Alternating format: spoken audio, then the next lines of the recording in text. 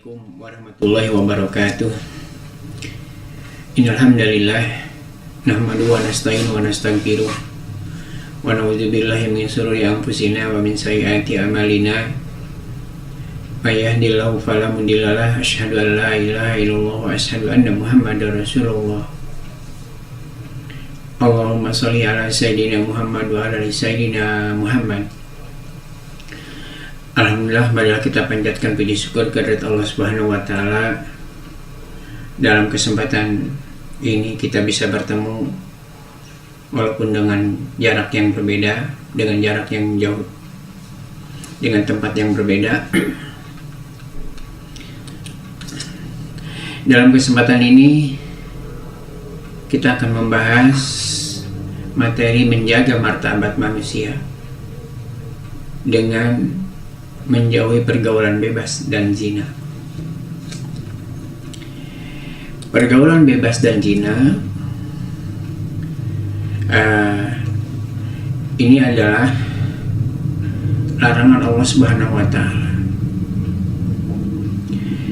Ya. Dalam kesempatan ini kita akan membahas sedikitnya 3 ayat dalam Al-Quran dan beberapa hadis yang terkait dengan pergaulan bebas dan zina. Ayat yang pertama yang akan kita bahas dan kita baca bersama-sama yaitu surat Al-Isra ayat 32. A'udzubillahi minasyaitonirrajim. Bismillahirrahmanirrahim. Wala taqrabuz zina innahu kana fahisatan wa sa'a sabila. Dan janganlah kamu mendekati zina. Zina itu sungguh suatu perbuatan keji dan suatu jalan yang buruk. Sebelum kita membahas kandungan surat Al-Isra ayat 32, larangan Allah tentang zina, kita akan bahas dulu hukum bacaan dalam surat Al-Isra ayat 32 ini. Wala taqrabu zina innahu kana fahisatan wa sa'a sabila. Hukum bacaan atau tajwidnya wala ini maddobi. Kenapa? Karena lam alif, lam ini lam alif ini 2 huruf lam dan alif. Setelah fathah diikuti alifnya mati atau sukun, maka dibaca panjang 2 harokat. Wala bukan wala, atau dibaca wala itu terlalu panjang, kepanjangan, bukan mantobi'i namanya. Oke, kemudian yang kedua wa taqrabu. Nah, kita mengetahui qalqalah. Ini qaf itu huruf qalqalah karena qaf ada di tengah kalimat atau tengah ayat, maka masuk dalam kategori qalqalah sugro. Taqrabu.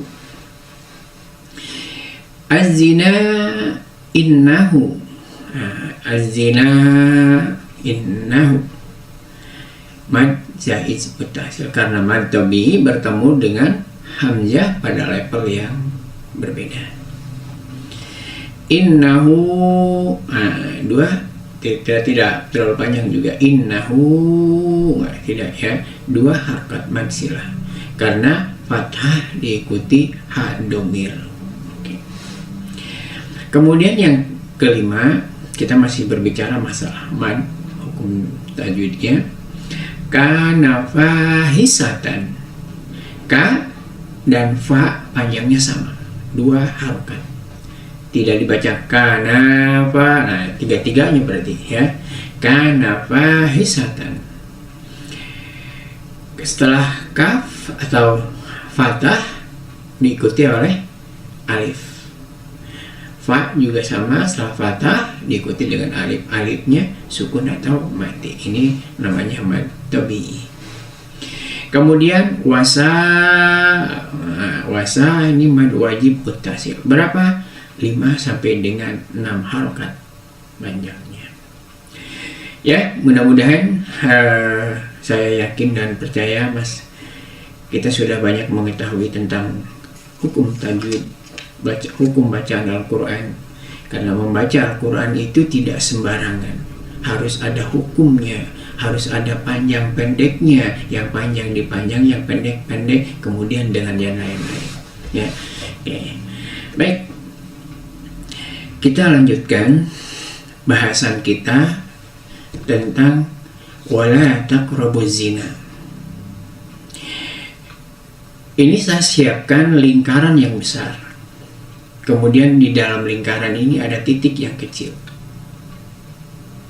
Karena di dalam surat Al-Isra ayat 32 tadi, wala taqrabuz zina, janganlah engkau mendekati zina. Larangannya, Allah memerintahkan berupa larangan dalam surat Al-Isra itu bukan melakukan perbuatan zina, tapi larangan mendekati zina. Kalau begitu boleh dong berpikir, di dalam Al-Quran Allah tidak melarang perbuatan zina, tapi yang ada adalah larangannya mendekati zina. Logikanya pakai akal yang sehat, pakai nalar yang sehat, jangankan melakukan atau jangankan masuk ke dalam lingkaran yang besar ini, mendekatinya saja tidak boleh. Wala taqrabuz zina, janganlah engkau mendekati zina. Nah, ini lingkaran, janganlah engkau mendekati titik zina ini. Kita sebut titik ini titik zina. Ya, jadi nalar logikanya pakai akal yang sehat. Memang di dalam Al-Quran, dalam surat Al-Isra ayat 32 tadi, Allah berfirman, Allah tidak melarang perbuatan zina, tapi yang dilarang dalam surat Al-Isra ayat 32 itu adalah mendekati zina. Ya, oke. Kita akan bahas juga beberapa hadis. Dalam pertemuan ini kita akan membahas Al-Quran 3 surat atau 3 ayat, kemudian hadis. Tentang hadis ini fungsinya menambahkan, menguatkan firman Allah, informasi yang disampaikan dalam Al-Quran kepada Nabi Muhammad SAW. Oke. Bagaimana memahami pesan mulia dalam Al-Quran Al-Isra 32 tadi? Rasulullah SAW bersabda, an Qatadah ahbarna Anas qala sami'tu Nabiya sallallahu alaihi wasallam qala min asratis sa'ah ayyurfa'al ilmu wa yadharul jahlu wa yusrabal khamru wa yadharul zina wa yakilar rijal wa yaksuran nisa hatta yakuna lil khamsin imra'atan qayyimul wahid. Dari Qatadah telah mengabarkan kepada kami, Anas mengatakan, aku mendengar Nabi Muhammad SAW bersabda, di antara tanda kiamat adalah diangkatnya ilmu, ayyurfa'al ilmu, ya, diangkat ilmu, artinya sudah tidak ada lagi orang yang mau belajar. Kemudian wayadharul jahlu, kebodohan merajalela karena ilmu diangkat, karena orang-orang manusia sudah tidak ada lagi mau belajar, tentu saja akibatnya kebodohan di mana-mana. Wa yusrabal khamru, ya, minum minuman keras di mana-mana. Ya. Nah, wa yadharu zina, dan zina yang mewabah, perbuatan zina yang di mana-mana dilakukan. Oke. Wa yakilar rijal, jumlah laki-laki, wa yaksuran nisa, menyusut dan jumlah wanita melimpah ruah. Hatta yakuna lil khamsina imra'atan, hingga jika ada 50 wanita itu berbanding dengan qayyimul wahid, seorang laki-laki, 50 banding 1.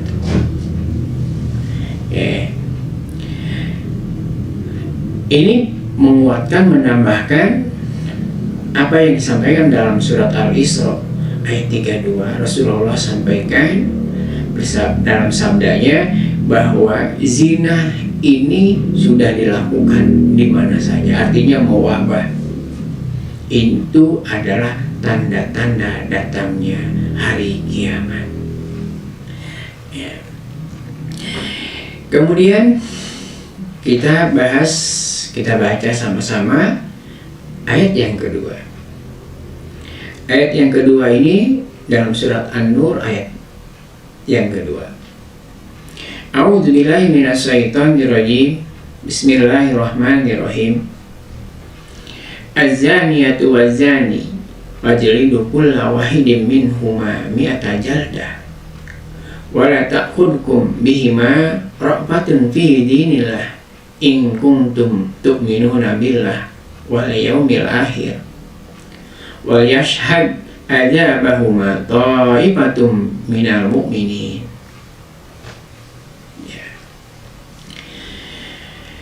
Allah sampaikan dalam firman-Nya dalam surat An-Nur ayat 2 ini, pezina perempuan dan pezina laki-laki, deralah masing-masing keduanya 100 kali. Wala ta'khudkum bihima, dan janganlah ada rasa belas kasihan kepada keduanya. Ya, supaya apa? Supaya mencegah kamu untuk menegakkan agama Allah, supaya kamu bisa menjalankan hukum Allah. In kuntum tu'minuna billah wal yaumil akhir, jika kamu beriman kepada Allah dan hari kiamat atau hari akhir. Kemudian wal yashhad adzabahuma ta'ifatum minal mu'minin, dan hendaklah pelaksanaan hukuman dera kepada pezina laki-laki dan perempuan tadi disaksikan oleh sebagian orang-orang yang beriman. Sudah jelas ya artinya bahwa apabila pezina perempuan melakukan zina dan laki-laki dengan laki-laki, maka mereka didera masing-masing 100 kali, dan tidak boleh ada rasa kasihan kepada mereka. Oh, kasihan ini, didera itu 100 kali, dilempar dengan batu. Supaya apa? Tidak boleh merasa kasihan, supaya hukum Allah tegak, karena kita menjalankan syariat hukum Islam. In kuntum tu'minuna billahi wal yaumil akhir, jika kamu beriman kepada Allah dan hari akhir. Maka kalau kita tidak beriman, udah hancur namanya. Dan pelaksanaan hukuman harus disaksikan oleh orang-orang yang beriman. Baik, ini ayat yang kedua. Kita terus apa kandungan dalam surat An-Nur ayat yang kedua ini? Kandungan yang kita bisa simak, yang kita bisa kaji dalam surat An-Nur ayat 2 ini, yang pertama adalah perintah Allah Subhanahu wa Ta'ala untuk mendera pezina perempuan dan pezina laki-laki masing-masing 100 kali. Kemudian orang yang beriman dilarang berbelas kasihan kepada keduanya. Siapa yang keduanya itu? Mereka yang melakukan perbuatan zina. Untuk apa? Kenapa tidak boleh berbelas kasihan? Untuk melaksanakan hukum Allah Subhanahu wa Ta'ala. Pelaksanaan hukumannya disaksikan oleh sebagian orang-orang yang beriman. Ini ayat yang kedua yang kita bahas dalam kesempatan ini. Jadi kandungan surat An-Nur ayat yang kedua ada 3. Yang pertama, perintah Allah untuk mendera berzina perempuan maupun laki-laki. Kemudian orang yang beriman dilarang berbelas kasihan untuk menegakkan hukum Allah. Kemudian pelaksanaan hukuman disaksikan orang-orang yang beriman. Baik, kita kembali kepada hadis yang terkait dengan pergaulan bebas dan zina. An Abi Hurairah radhiyallahu anhu, ani Nabi sallallahu alaihi wasallam qala, kutiba ala ibni Adam nasibuhu minaz zina. Mudrik dzalika la mahalatal falaq ainani zinahuma. An-nadru wal udhuni zinahuma. Al-istima'u wal lisani zinahul kalam. Wal yadu zinaha basu. Wal rijlu zinahal khutu. Wal qalbu yahwa wa yatamanna. Wa yusaddiqu lizalikal fahzi wa yukadzibuh. Artinya, dari Abu Hurairah radhiyallahu anhu, semoga Allah meridai, dari Rasulullah sallallahu alaihi wasallam, beliau bersabda, sesungguhnya manusia itu telah ditentukan nasib perzinaannya yang tidak mustahil dan pasti akan dijalaninya. Apa saja itu? Zina kedua matanya dengan melihat. Kemudian zina kedua telinga dengan mendengar. Berikutnya zina lidah dengan berbicara. Zina kedua tangan adalah menyentuh.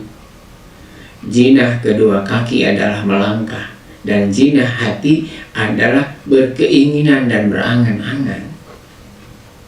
Nah, sedangkan semua itu akan ditindaklanjuti atau ditolak oleh kemaluan. Hadis riwayat Muslim.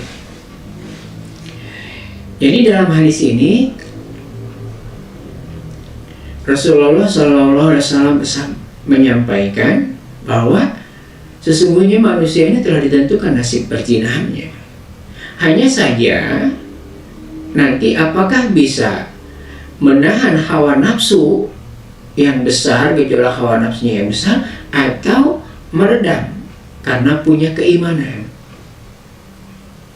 Nah, kalau dia tidak bisa meredam dengan keimanannya, maka akan ditindaklanjuti oleh kemaluan. Nah, apabila punya iman untuk menolak hawa nafsu atau gejolak yang sangat besar terhadap zina, maka ditolak kemaluan. Begitu ditolak oleh keimanannya. Ya, karena zina kedua mata sudah zina lidah dengan berbicara, tentu saja bukan berbicara yang baik, yang bermanfaat, tapi berbicara yang kotor.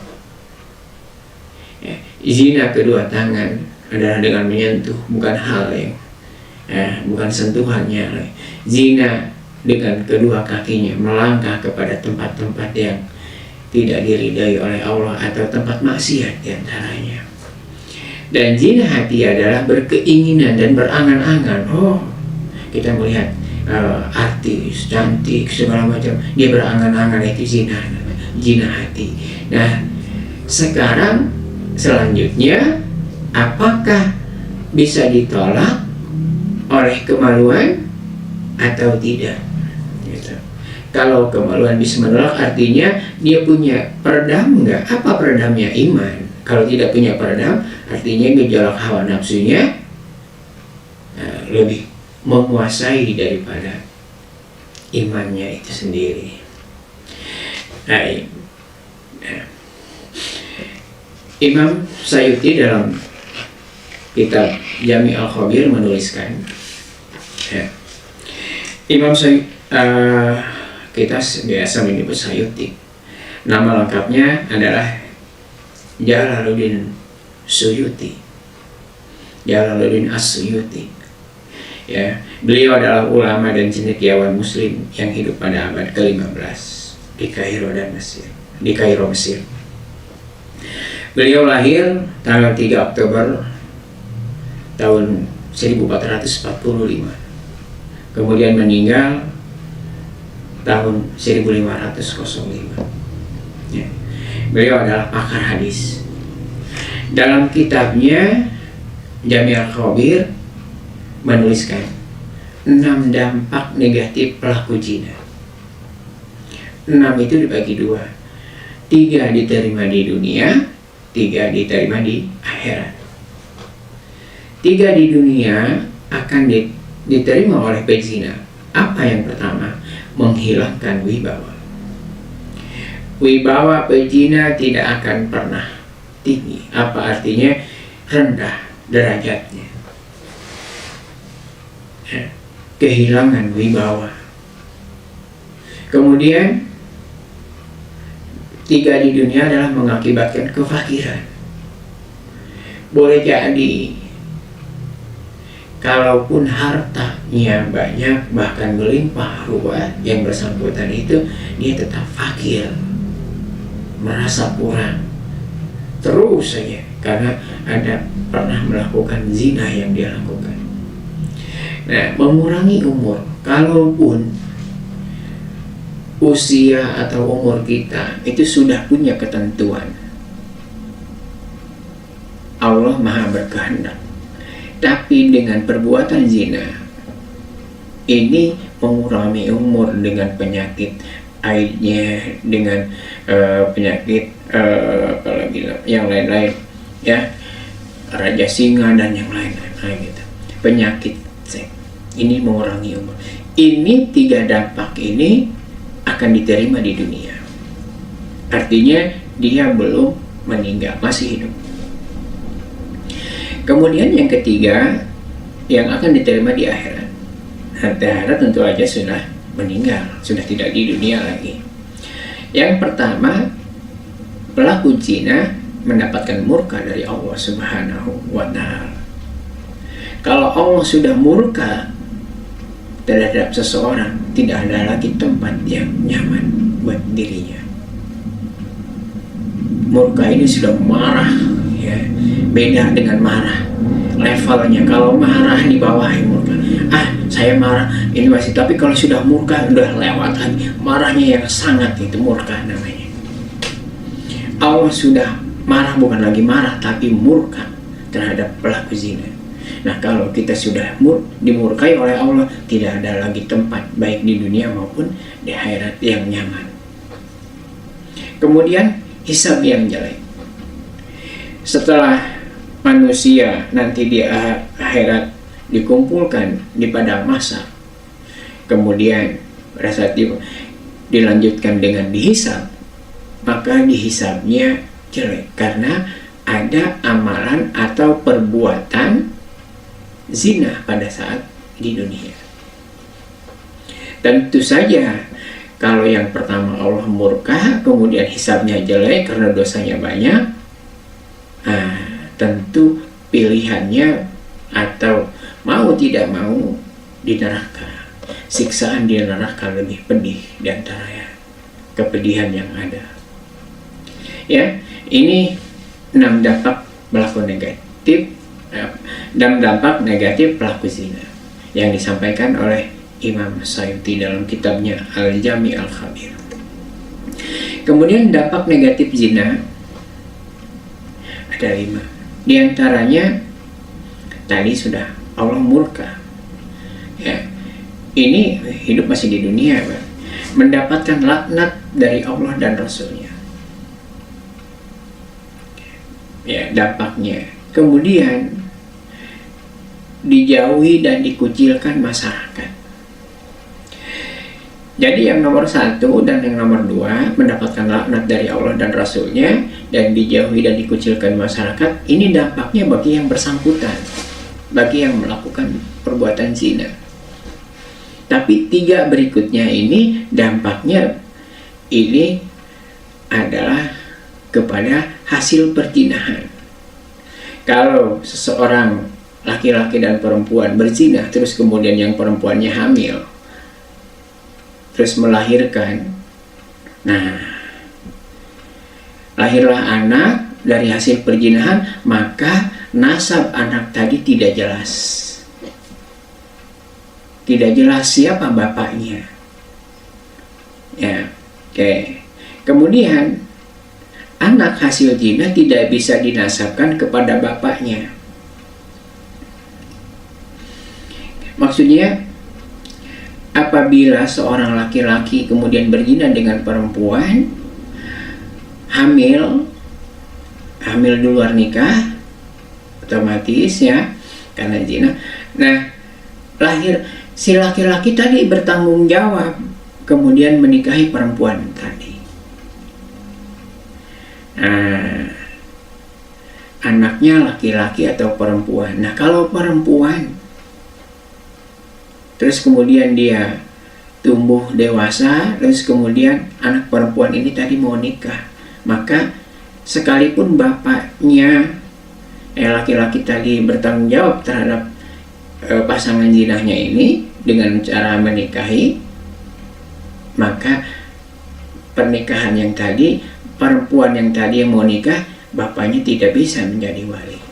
Artinya anak hasil zina tidak bisa dinasabkan kepada bapaknya, baik anaknya itu laki-laki maupun perempuan. Nah, sekarang kalau perempuan mau anaknya perempuan, kemudian pada suatu saat nanti udah besar dewasa mau nikah, tidak bisa bapaknya menjadi wali pernikahan. Nah, siapa walinya? Kakeknya nggak bisa, karena kan terputus di situ. Jadi pakai wali hakim. Nah, kemudian kalau orang tuanya yang melakukan perzinahan dulu itu, dan dia lahir dari hasil perzinahan, meninggal dan meninggalkan harta warisan, maka anak hasil zina tidak berhak mendapatkan warisan sekalipun hartanya banyak. Ini dampak negatifnya. Yang tiga ini dampak negatif kepada keturunannya atau hasil zinahnya. Yang dua, yang pertama mendapat laknat dan dikucilkan di masyarakat, dijauhi masyarakat, ini hanya yang bersangkutan. Gitu. Ya. Ini dampak negatif.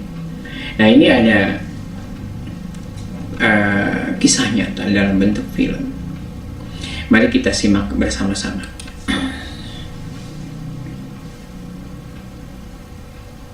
وَلَا تَقْرَبُوا الزِّنَا. Don't even come near it. Allah is warning you, don't even come near it. Why? Because of the devastation that it causes. Because of the misery that it causes. قصة حقيقية وقد ذكرت في صحيفة من الصحف العربية ولم يذكر اسمها. نشر القصة صاحب القصة بنفسه وطلب من الصحيفة ألا تنشر اسمه، ولكن فقط أراد من الناس أن يعتبروا به. يقول صاحب القصة: كنت في الجامعة وككثير من الشباب لدي علاقات مع الفتيات. مرة من المرات تعرفت على بنت وكونت معها علاقة كاملة غير شرعية، وظللت هكذا لفترة حتى أنها حملت مني. فلما اكتشف أهلها الأمر وأخبرتهم الفتاة عني، جاءني أخوها يتهجم علي، فقلت له: أنا لا أعرف هذه البنت، انظر من أين أتت بهذا الحمل. وتركته وذهبت، ولأنهم لا يملكون ضدي أي شيء تركوني. نسيت أنا الأمر. بعد سنوات دخلت المنزل ذات مرة فإذا أمي على الأرض مغشي عليها، أحاول أن أوقظها، فإذا استيقظت صرخت ثم أغمي عليها مرة أخرى. أوقظها مرة ثانية تصرخ وتسقط 3 مرات حتى قلت لها: أمي ما الذي حدث؟ تصرخ تقول: أختك. قلت: ما بها أختي؟ قالت: إنها حامل من ابن الجيران. ذهبت إلى ابن الجيران هذا ومسكته، ولما بدأت بالتهجم عليه قال كلمة كانت كالسهم الذي اخترق وسط قلبي. تدرون ماذا قال؟ قال لي: أنا لا أعرف أختك، اذهب وانظر من أين أتت بهذا الحمل. سبحان الله، بالضبط نفس العبارة التي قلتها أنا لأهل البنت الجامعية. والجزاء من جنس العمل. ما انتهت القصة. يقول تجرعت آلاما نفسية شديدة، ثم بعد سنوات قررت أن أتزوج. بعد الخطوبة وعقد القران تجهزنا للزفاف. في يوم الزفاف أتفاجأ أن عروستي كانت زانية من قبل، وهي تقول لي استر علي سترك الله. فقلت في نفسي خلاص يا ربي يكفي ما أنا فيه، يكفي عقوبة. يقول فتجرعت الضربة الثانية وبلعت هذه الغصة بصعوبة، وقضيت معها سنوات وأنجبت منها طفلة كأنها القمر. فلما بلغت 6 سنوات جاءت البنت تبكي من الشارع. ما الذي حدث؟ اغتصبها حارس العمارة. لا حول ولا قوة إلا بالله العلي العظيم. ويمكرون ويمكر الله والله خير الماكرين. Subhanallah, young man, full of energy, full of strength. He comes to the Prophet Muhammad sallallahu alaihi wasallam. He said, Ya Rasulullah, i'dhanni bizina. Seorang sahabat Allow me, give me permission meminta izin to kepada commit Rasul untuk fornication. berbuat zina. Please ponder upon this amazing hadith of the Prophet Muhammad sallallahu alaihi wasallam. The Sahaba were angry. فزجروه. Ya, sahabat They were angry at sangat his marah mendengarkan asking the Prophet Muhammad sallallahu alaihi wasallam to give him permission to commit zina, fornication. And look at the greatest teacher ever, Muhammad sallallahu alaihi wasallam. He brought him forward. He said, sit. And he sat. And he came close to him. So Muhammad sallallahu alaihi wasallam comes to this young man. And he said to him, after he brought him close, he said, would you like that your mother commits adultery? He said, would you like that your mother commits adultery? He said, bi abi wa ummi anta ya Rasulullah. No, I would not want my mother to commit adultery. I would give myself up for you, O Messenger of Allah. He said, would you like your sister? He said, no, ya Rasulullah. The same thing he said, your daughter, even your daughter, he's not even married yet. But Muhammad sallallahu alaihi wasallam is giving him this foresight. Would you want eventually that one day when you get married and have a daughter, would you like that someone commits adultery with you? He said, no, ya Rasul. He said, your auntie from your father's side. He said, no. Your khala from your mother's side. He said, no.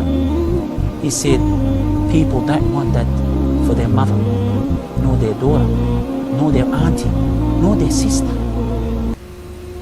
Look at the beautiful hikmah of our beloved Prophet Muhammad sallallahu alaihi wasallam. أخي الكريم، أختي الكريمة، لا تقل أن هذا كثير على هذا العاصي. لا، تلك البنت الجامعية التي بدأ بها في أول قصة كان لها أخ فجع بها فجعل الله له جزاء بأخته. نعم. وسيكون لها زوج يصعق بها فابتلاه الله بزوجته.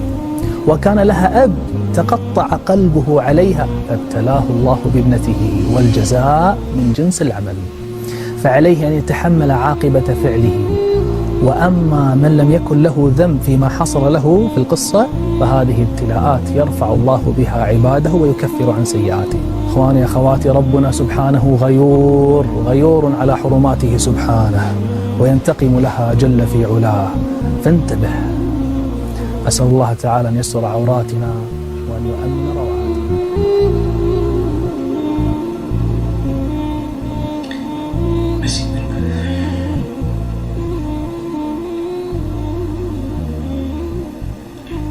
Baik, ya. Oke. Saya simpulkan dari cerita yang pertama. Seorang laki-laki melakukan perzinahan pada saat dia di kampus dengan seorang temannya di kampus. Kemudian perempuannya tadi hamil. Nah, pada saat diminta pertanggungjawaban, dia tidak mau. Kan gitu.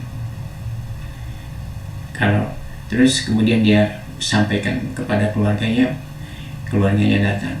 Saya tidak mengenal dengan putrinya. Coba tanya kepada orang lain, kan gitu. Nah, akhirnya dia tidak bertanggung jawab. Kemudian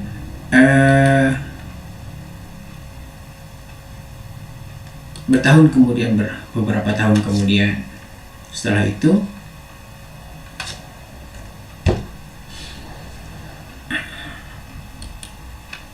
dia pulang ke rumah, menemui ibunya dalam kondisi jatuh pingsan beberapa kali, 3 kali dia pingsan. Ditanya sama anak yang melakukan perzinahan beberapa tahun yang lalu itu, ada apa ini? Kenapa ibu wanita kira-kira? Apa yang disampaikan oleh ibunya? Adikmu ada yang memperkosa atau menjinahi tetangganya, gitu. Akhirnya si laki-laki tadi yang dulu pernah beberapa tahun yang lalu melakukan perzinahan mencari laki-laki yang menjinahi adiknya. Apa yang disampaikan sama persis seperti yang dia pernah katakan pada beberapa tahun lalu. Saya tidak mengenal adikmu. Coba tanya kepada orang lain, kepada lelaki lain. Nah, terus kemudian berjalan dari itu, si laki-laki tadi siap menikah dengan seorang perempuan. Nah, pada saat menjelang pernikahan, perempuannya tadi menyampaikan bahwa saya pernah berzina. Itu. Nah, kita tutup. Ya. Kemudian dari hasil pernikahan itu punya anak, perempuan anaknya. Pada saat anak sudah berusia 6 tahun, dia diperkosa oleh penjaga kebunnya. Anak perempuan tadi hancur, begitu. Ya, ini cerita. Jadi, wayamkurunallah. Jadi, apa yang kita lakukan? Kalau itu kebaikan, maka kita akan menerima kebaikan amal itu. Apa yang kita lakukan? Keburukan atau dosa, maka keburukan yang akan kita terima dari yang kita lakukan tadi. Ya, sebesar biji sawi pun kita akan menerima balasan, dipertanggungjawabkan, gitu. Konsekuensinya itu. Baik. Kemudian dalam cerita yang kedua, pada saat Rasulullah SAW dalam satu majelis, seorang sahabat mengacungkan tangan, itu gampangnya kira-kira. Dia meminta izin kepada Rasul, wahai Rasulullah, izinkan saya berzina. Maka sahabat yang lain marah mendengar seseorang minta izin untuk berzina, minta dihalalkan zina, itu kira-kira. Nah, akhirnya Rasulullah menyuruh kepada laki-laki tadi untuk ke depan. Ada duduk di sebelah Rasulullah. Rasulullah bertanya, bagaimana kalau yang berzina ibu kamu mau nggak? Tidak mau, gitu. Oke. Bagaimana kalau yang berzina itu adik perempuanmu? Tidak mau. Tidak mau. Oke. Bagaimana kalau yang berzina itu adalah bibi dari ayahmu? Ya, artinya adik dari ayah. Atau bibi dari ibumu? Nggak mau. Bagaimana dengan saudara atau semua? Nah, ya, akhirnya dia sadar bahwa permintaan untuk minta diizinkan zina itu tidak masuk akal, karena ini sakitnya bukan lagi di dunia tapi di akhirat, gitu ya. Oke. Nah, bagaimana dari cerita tadi kita harus bisa pergaulan dari pergaulan bebas otomatis namanya yang dilakukan di kampus tadi yang diceritakan oleh seorang laki-laki yang tidak disebutkan namanya, ya, melakukan pergaulan bebas, kemudian dengan berakhir tadi yang disampaikan, apabila syahwatnya bisa meredam dengan keimanan, ditutup, dijaga dengan keimanan, maka dia aman, tidak terjadi perzinahan. Tapi kalau syahwatnya kuat dan keimanannya hancur, maka diakhiri dengan kemaluannya, dengan artinya bisa dengan melakukan perzinahan tadi. Bagaimana menjaga pergaulan yang sehat? Ya, Rasulullah SAW, kita masih bicara masa hadis lagi, menyampaikan dalam sabdanya, Ibni Abbas radhiyallahu anhu, anna Rasulullah sallallahu alaihi wasallam qala la yahluwanna rajulun bi amra'atin wa la tusafirun ra'atun illa wa ma'ahadu mahramin. Dari Ibnu Abbas bahwa Rasulullah sallallahu alaihi wasallam bersabda, janganlah seorang laki-laki berduaan dengan seorang wanita yang bukan muhrim atau mahramnya. Dan janganlah seorang wanita bepergian kecuali bersama mahramnya. Nah, Rasulullah SAW menyampaikan dalam hadisnya ini karena dasarnya dalam surat Al-Isra ayat 32 tadi, wala taqrabu zina, janganlah engkau mendekati zina. Berduaan dengan wanita yang bukan muhrim itu namanya proses mendekati. Bepergian, seorang wanita bepergian kecuali dengan mahramnya.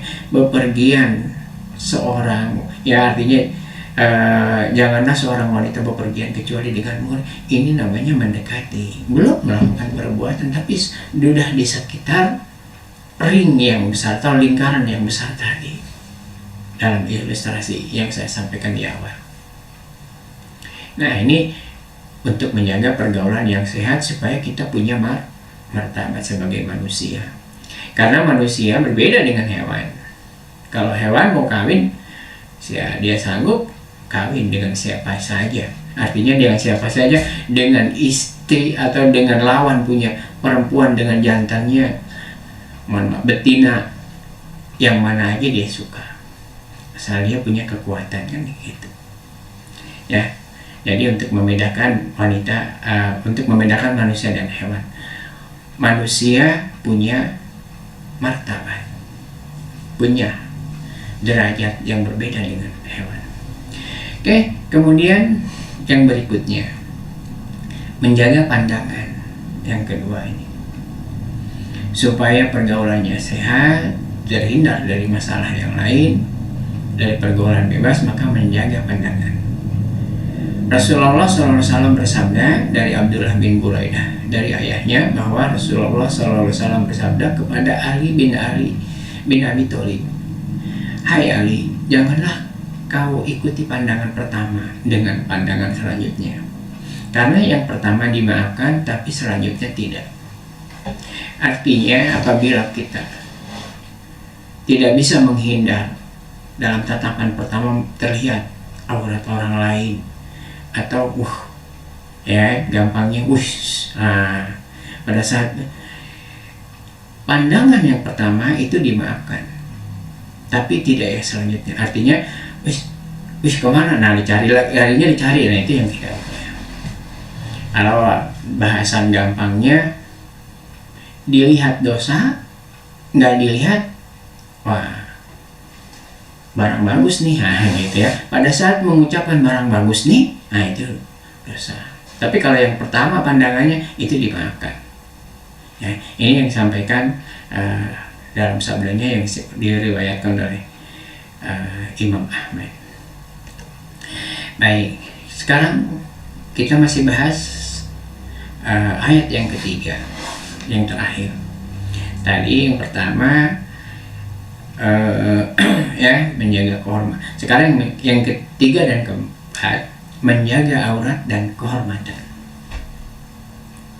A'udzubillahi minasyaitonirrajim. Bismillahirrahmanirrahim. Wa qul lil mu'minati yaghdudna min absarihinna wa yahfazna furujahunna wa la yubdina zinatahunna illa ma dhahara minha wal yadribna bi khumurihinna ala juyubihinna. Artinya, katakanlah kepada para perempuan yang beriman agar mereka menjaga pandangan dan memelihara kemaluannya, dan janganlah menampakkan perhiasan atau auratnya kecuali yang biasa terlihat, dan hendaklah mereka menutup kain kudung ke dadanya. Jelas hukumnya di sini, ya. Sampaikan kepada orang perempuan yang beriman menjaga pandangan Dan peliharalah kemaluan, artinya aurat. Jangan menampakkan perhiasan auratnya kecuali dengan yang biasa terlihat, telapak tangan atau muka atau wajah. Nah, kemudian kita membahasakan adalah dengan berjilbab yang syar'i, dan hendaklah menutup kain kudungnya sampai ke dadanya. Nah, ini nasnya atau hukumnya sudah jelas dalam surat An-Nur ayat 31. Nah, ya. Nah, hadis yang terakhir, An Abi Rahman ibni Zaid An Abdillah qala lana Rasulullah sallallahu alaihi wasallam, ya ma'syar sahabat, man istata'a minkumul ba'ata falyatajawaz fa innahu aghaddu lil bashar wa ahsanu lil farji wa man lam yastati fa alaihi bisawmin fa innahu lahu wijahun.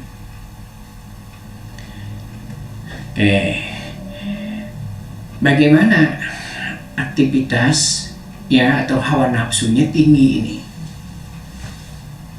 berkeinginan untuk melaksanakan, tergoda dengan zina, dari sudah di sekitar lingkungan. Bagaimana caranya? Maka Rasulullah sampaikan tadi dari Abdurrahman bin Yazid, dari Abdullah, yang berkata Rasulullah sallallahu alaihi wasallam mengatakan kepada kami, wahai para pemuda, barang siapa di antara kalian mampu ba'ah ini menikah atau punya kemampuan untuk menikah, artinya tidak melakukan perzinahan, maka hendaklah menikah, karena hal itu dapat menundukkan pandangan dan menjaga kemaluan. Tapi kalau belum bisa, barang siapa yang tidak mampu, maka hendaklah berpuasa, karena hal itu dapat menekan, karena puasa ini dapat menekan hawa nafsunya. Jadi apabila seseorang hawa nafsunya besar, terus kemudian tapi belum mampu untuk melaksanakan pernikahan, maka dia hendaklah berpuasa supaya bisa menekan hawa nafsunya. Baik, ini yang disampaikan dalam kesempatan ini. Sebelum kita tutup, kita rangkum dari awal. Apa rangkuman yang kita bisa catat dalam kajian kali ini? Yang pertama adalah Maha Suci Allah dan Maha Mulia Allah yang menghendaki manusia untuk menjadi makhluk yang mulia dan bermartabat, termasuk dalam hal menyalurkan kebutuhan biologisnya, berbeda dengan binatang. Ya, punya martabat manusia itu.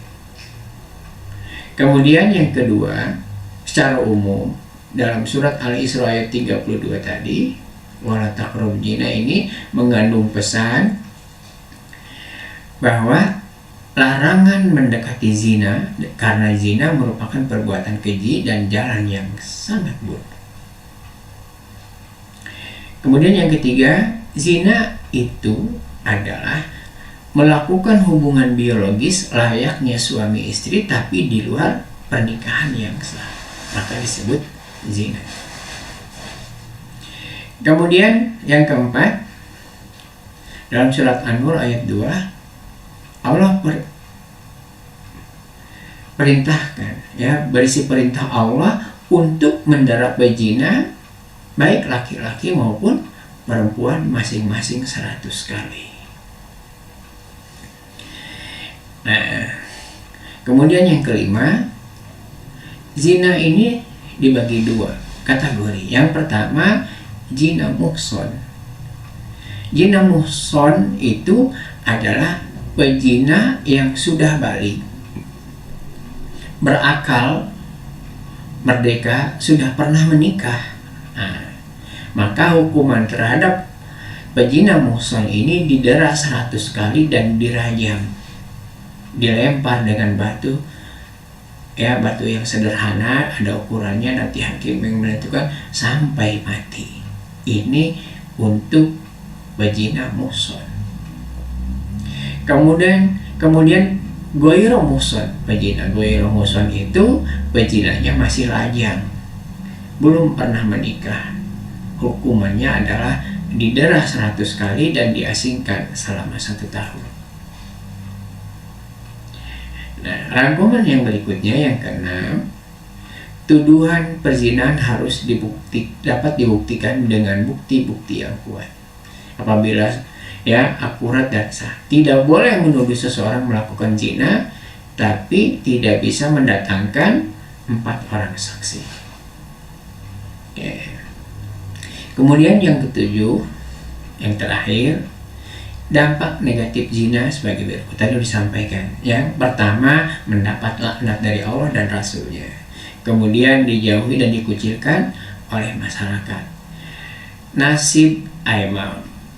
Nasabnya menjadi tidak jelas. Anak hasil zina tidak bisa dinasabkan kepada bapaknya. Kemudian anak hasil zina tidak berhak mendapatkan warisan. Nah, ini yang bisa disampaikan dalam kesempatan ini. Mudah-mudahan kita terhindar dari perbuatan kotor yang dimurkai oleh Allah Subhanahu wa Ta'ala, terutama pergaulan bebas dan zina. Itu aja yang bisa disampaikan. Saya tutup. Wabillahi taufiq wal hidayah. Wassalamualaikum warahmatullahi